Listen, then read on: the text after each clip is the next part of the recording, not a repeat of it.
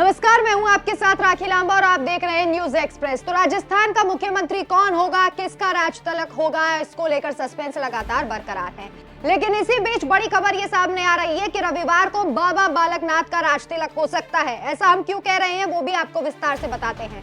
दरअसल ये बताया जा रहा है कि रविवार को मंथन होगा सभी विधायकों के साथ, जो पर्यवेक्षक और सह सर्वेक्षक तय किए गए हैं बीजेपी की तरफ से, जिनमें से राजनाथ सिंह रक्षा मंत्री, जिन्हें पर्यवेक्षक बनाया गया है, वो पहुंचेंगे और विधायकों के साथ बैठक करेंगे। रविवार को ही नाम फाइनल हो जाएगा, यानी कि रिवील हो सकता है कि बाबा बालकनाथ का राज तिलक हो, क्योंकि सबसे आगे बाबा बालकनाथ ही दिखाई दे रहे हैं। हर जगह उनकी ही चर्चा है और हाल ही में जो उन्होंने बयान दिया था, जिस तरीके से एक्टिव नजर आ रहे थे, ये कहा जा रहा था कि बाबा बालकनाथ जो नाथ संप्रदाय से आते हैं वही सीएम चुने जाएंगे।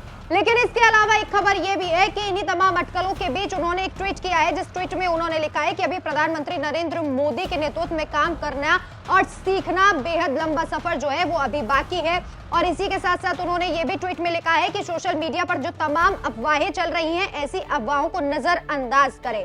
आपको पता है कि बीजेपी चौंकाने वाले फैसलों के लिए जानी जाती है। हो सकता है कि बाबा बालकनाथ को दिल्ली से संदेश मिला हो कि ऐसी जो चर्चाएं चल रही है उन पर फिलहाल विराम लगे, इसलिए आप इस तरीके का ट्वीट कीजिए। बहरहाल, लेकिन ये बालकनाथ का जो ट्वीट है, जो उनका बयान है, काफी वायरल हो रहा है। एक धड़ा ये भी कह रहा है हो सकता है कि बाबा बालकनाथ इस रेस से बाहर हो चुके हैं। वहीं दूसरा धड़ा ये कह रहा है कि बाबा बालकनाथ या फिर बीजेपी अभी इस बात को रिवील नहीं करना चाहती कि बालकनाथ ही मुख्यमंत्री होंगे। उनका दिल्ली जाना, जेपी नड्डा से मुलाकात करना, ये बहुत बड़ी बात है। और वसुंधरा राजे जिस तरीके से मुलाकात करने के बाद, आलाकमान से मुलाकात करने के बाद मुस्कुराती हुई दिखी थी, ये कहा जा रहा था कि बाबा बालकनाथ के सीएम बनने पर वो राजी हो गई है। लेकिन इसके इतर एक कहानी और है।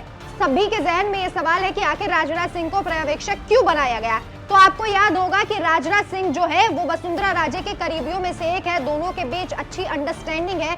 और बीजेपी आलाकमान को ये भी डर है कि अगर वसुंधरा राजे की जगह किसी और को सीएम बनाया जाता है, जो कि पहले से प्रतीत हो रहा था, जिस तरीके से अनदेखी वसुंधरा राजे की जा रही थी कि महारानी को, राजस्थान की मैडम को इस बार हो सकता है सीएम ना बनाया जाए।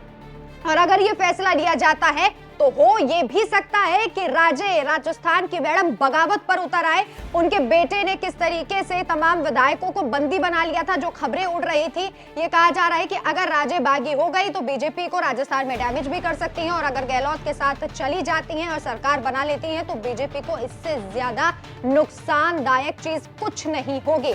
इसीलिए राजस्थान में राजनाथ सिंह को कमान सौंपी गई। अगर वो बातचीत करते हैं वसुंधरा राजे से और कोई नया नाम निकल कर सामने आता है विधायक दल की बैठक के बाद, तो उस पर सहमति बनाने के लिए राजनाथ सिंह वसुंधरा राजे से बात कर सकते हैं और वसुंधरा राजे उनकी बात को मान भी सकते हैं, क्योंकि दोनों बेहद करीबी हैं। तो ये फॉर्मूला जो है वो बीजेपी ने अपनाते हुए राजस्थान में राजनाथ सिंह को कमान दी है, पर्यवेक्षक बनाया है। और रविवार तक ये कहा जा रहा है, यानी कि सिर्फ आज शनिवार है, कल रविवार है, कल पता चल जाएगा कि आखिर कौन मुख्यमंत्री होगा। इसको लेकर चर्चाएं लगातार तेज है। बाबा बालकनाथ का नाम सबसे आगे है, लेकिन इसी के साथ साथ आपको ये बता दें कि दिया कुमारी अभी भी रेस में बनी हुई है।